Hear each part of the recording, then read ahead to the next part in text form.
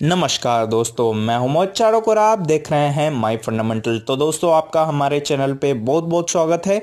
और आज इस वीडियो में मैं बात करने वाला हूं भारत हेवी इलेक्ट्रिकल्स लिमिटेड के बारे में। तो दोस्तों, इसके क्वार्टरली नतीजे आ चुके हैं। इस वीडियो में मैं आपके साथ इसके क्वार्टरली नतीजे डिस्कस करूंगा और जानने की कोशिश करेंगे कि क्या हमें इस स्टॉक में लॉन्ग टर्म पोजीशन बनानी चाहिए या फिर नहीं। आप अच्छे से जानते हैं ये कंपनी कोर सेक्टर में होने के बावजूद भी अंडर परफॉर्मेंस दिखाई है। अगर आप 5 साल का इसका चार्ट देखेंगे तो आपको समझ आएगा कि ये कितना ज़्यादा पिटा है। 100 रुपये के पार ये स्टॉक मिलता था और आज आप देख सकते हैं ये 40 रुपये के थोड़ा सा ऊपर आपको ट्रेड करता हुआ दिख रहा है। 20 रुपये के आसपास भी एक समय पे ये स्टॉक डेफिनेटली चला गया था, वहां से इसने अच्छी खासी रिकवरी दिखाई है। बट अगर आप इसके 5 साल का या फिर मैक्स चार्ट देखोगे तो आपको समझ आएगा कि अभी कितना नीचे है। तो चलिए दोस्तों, बात करते हैं इसके क्वार्टरली नतीजों की। उससे पहले मैं आपको बताना चाहता हूं कि अगर आपने हमारा चैनल अभी तक सब्सक्राइब नहीं किया तो सब्सक्राइब जरूर करें और मल्टी बैगर शेयर के ऊपर आप वीडियो जरूर देखें। मात्र 296 करोड़ का मार्केट कैप है इसका और इसका जो पोटेंशियल है वो गजब का है। लगभग 167% का इनका प्रॉफिट ग्रोथ है। तो ये वीडियो आप जरूर देखें।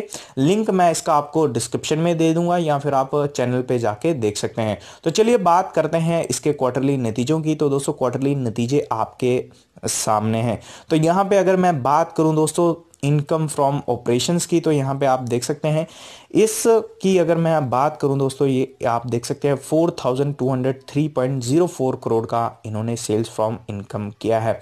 तो अगर आप देखते हैं पिछले साल पिछले क्वार्टर में, तो यहाँ आप देख सकते हैं 5459.24 करोड़ का इन्होंने इनकम दिखाया था। तो उसके बाद आप पिछले क्वार्टर के साथ कंपैरिजन करते हैं तो आपको यहाँ पे रिकवरी डेफिनेटली देखने को मिलेगी।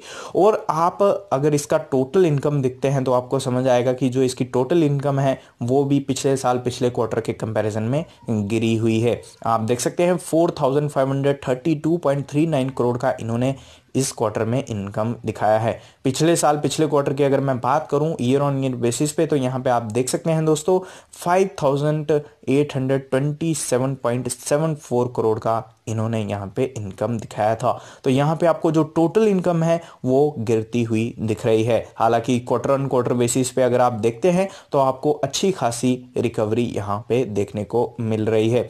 उसके बाद अगर मैं बात करूं दोस्तों इनके प्रॉफिट बिफोर टैक्स की, तो प्रॉफिट बिफोर टैक्स आप देख सकते हैं यहाँ पे आपको लॉस दिखाई दे रहा है और लॉस कितना है 298.01 करोड़ का। और अगर आप पिछले क्वार्टर की बात करते हैं क्वार्टर ऑन क्वार्टर बेसिस पे, तो 745.89 का है। हम यहाँ पे ईयर ऑन ईयर पे कंपैरिजन करके देखते हैं तो कंपनी पिछले साल पिछले क्वार्टर में प्रॉफिट में थी और अभी यहाँ पे आपको लॉस दिखाई दे रहा है। तो ये आप अच्छे से देख सकते हैं। तो अगर मैं बात करूं प्रॉफिट बिफोर टैक्स की, वो जो था वो दोस्तों एक्सेप्शनल आइटम एंड टैक्स का था। अगर मैं बात करूं प्रॉफिट बिफोर टैक्स की, तो यहां पे आप देख सकते हैं लॉस ऑफ 279.75 करोड़। उसके बाद अगर पिछले साल पिछले क्वार्टर की मैं बात करूं तो 229.29 करोड़ था। डेफिनेटली आपको पिछले क्वार्टर के कंपैरिजन में रिकवरी यहां देखने को मिल रही है, इसमें कोई दो राय नहीं है। उसके बाद नेट प्रॉफिट की अगर मैं बात करूं, नेट प्रॉफिट देखना भी हमारे लिए बहुत ज्यादा जरूरी है। तो नेट प्रॉफिट की अगर मैं बात करूं तो यहां पे आप देख सकते हैं जो इनका नेट प्रॉफिट है वो भी आपके सामने है। नेट प्रॉफिट की अगर मैं बात करूं तो दोस्तों आप देख सकते हैं 217.86 करोड़ का इनका नेट प्रॉफिट है लॉस में। कंपनी पिछले क्वार्टर के कंपैरिजन में बेटर कर रही है। यहां पे आप देख सकते हैं लगभग इनका जो लॉस है वो आधा हुआ है। हालांकि अगर आप नेट प्रॉफिट पिछले साल पिछले क्वार्टर में देखते हैं तो दोस्तों आपको 161.81 का यहां पे दिखा है। तो आप कंपनी की हालत देख सकते हैं। कोर सेक्टर में काम करने के बावजूद भी ये कंपनी उस तरह का प्रॉफिट जनरेट नहीं करती है। इसका कारण क्या है? इसका कारण साफ है और क्लियर है दोस्तों। इसका कारण है पीएसयू। अगर यही कंपनी कोर सेक्टर में काम करने वाली कोई प्राइवेट कंपनी होती तो यहां से आपको 1000 करोड़ का प्रॉफिट तो एटलीस्ट दिखता। बट ये पीएसयू कंपनी है, इसलिए इस तरह की कंडीशन आपको दिख रही है। मुझे समझ नहीं आता इनका मैनेजमेंट क्या करता है और कैसे करता है। हालांकि मैनेजमेंट की काफी पॉजिटिव कमेंट्री आई है रिसेंटली। अगर आप उनके बयान देखेंगे तो आपको समझ आएगा कि कंपनी आने वाले समय में अच्छा कर सकती है। तो यहाँ पे आप इनका ईपीएस भी देख सकते हैं, माइनस में चल रहा है 0.63। और अगर मैं पिछले क्वार्टर की बात करूँ तो -1.59 हो गया था। और अगर आप पिछले साल पिछले क्वार्टर की बात करते हैं तो दोस्तों आप यहाँ पे देख सकते हैं 0.46 था पॉजिटिव।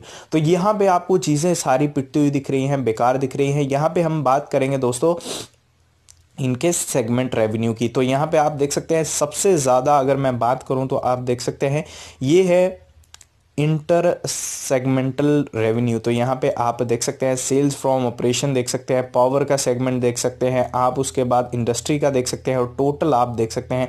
टोटल की अगर मैं बात करूँ तो 4203.04 है।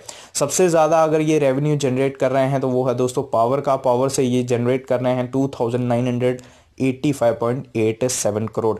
पिछले क्वार्टर के कंपैरिजन में आपको अच्छी खासी ग्रोथ यहाँ पे डेफिनेटली दिखाई दे रही है। बट जो इनका पावर ग्रोथ है पिछले साल पिछले क्वार्टर में वो 4000 करोड़ से ज़्यादा था, और वहाँ से आपको पिटाई दिख रही है। इवन आपको इंडस्ट्रियल भी अगर मैं बात करूँ, इंडस्ट्री का जो इनका सेगमेंट रेवेन्यू है उसमें भी आप अच्छा खासा देख सकते हैं। तो दोस्तों बात करते हैं इन्हें प्रॉफिट कहाँ से हुआ है। अगर आप प्रॉफिट बिफोर टैक्स देखते हैं तो आपको पावर में दोस्तों यहाँ पे प्रॉफिट दिखा है। और अगर मैं बात करूं पिछले क्वार्टर की तो इन्हें दोस्तों पावर से भी लॉस हुआ था, इंडस्ट्री से भी लॉस हुआ था। इस बार इन्हें इंडस्ट्री से ही लॉस हुआ है। तो ये चीज़ें जो है वो दोस्तों आप देख सकते हैं, काफ़ी ज़्यादा आपको इस तरह की चीज़ें देखने को मिलती हैं। मुझे बहुत मतलब दुख होता है जब पीएसयू कंपनी पोटेंशियल हो 1000 रुपये का और कमा ना पाए जब आप 100 रुपया। तो इस तरह का दुख डेफिनेटली मुझे काफ़ी ज़्यादा होता है। बट अभी बात करते हैं कि आपको इस स्टॉक में निवेश करना चाहिए या फिर ये स्टॉक निवेश के लायक नहीं है। तो दोस्तों जिस सेक्टर में ये बिलोंग करता है, कोर सेक्टर में ये काम करता है, हर जगह में आपको कोर में ये मिलेगा।